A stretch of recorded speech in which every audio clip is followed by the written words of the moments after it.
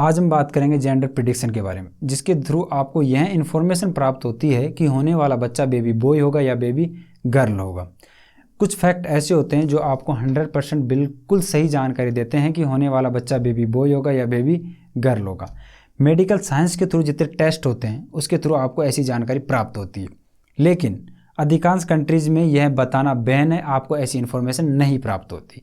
इसी तरह से आजकल जो पश्चिमी देशों में प्रचलित है चाइनीज जेंडर कैलेंडर या फिर लोनार कैलेंडर, यह कि चाइना के राजा द्वारा करीब आज से 700 साल पहले बनाया गया था, जो वहाँ की प्रचलित लोक कला या संस्कृति पर आधारित है।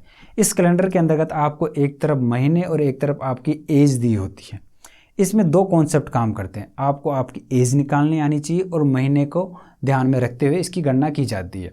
फर्स्ट, एज निकालने के लिए नियम ये है कि आपको जो भी आपकी वास्तविक आयु है उसमें 1 वर्ष ऐड की जाती है। उसका कारण ये है, जब बच्चा गर्भ में आता है और जन्म लेने तक के पीरियड को पूरा 1 वर्ष दिया जाता है, क्योंकि चाइना में 1 वर्ष की अवधि मानी जाती है 354 दिन और अधिकांश पश्चिमी देशों में 365 दिन की अवधि मानी जाती है 1 वर्ष की। तो 1 वर्ष एक्स्ट्रा लेके चलना होता है वास्तविक आयु के अंतर्गत।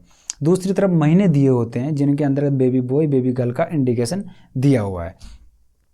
इसके अलावा दूसरा कॉन्सेप्ट ये है कि अगर आपने ऑलरेडी गर्भ धारण कर रखा है तो आप अपनी आयु के अंतर्गत आप 1 वर्ष ऐड करके आप जिस महीने में आपने गर्भ धारण किया है तो आपको वहाँ पे इंडिकेशन मिल जाएगा कि बेबी बॉय है या बेबी गर्ल है।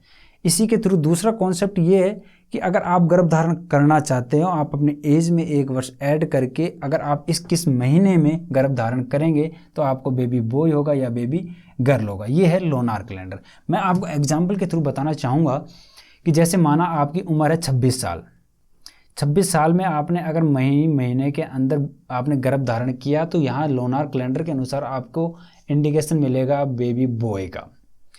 अब आपको लोनार कैलेंडर में आपको एज निकालनी आनी चाहिए, तो आपकी 26 वर्ष के अंतर्गत आपको 1 वर्ष ऐड करने के बाद आपकी एज हो जाती है 27 ईयर्स और इसमें इंडिकेशन मिलेगा मई महीने में गर्भ धारण करने का बेबी गर्ल का।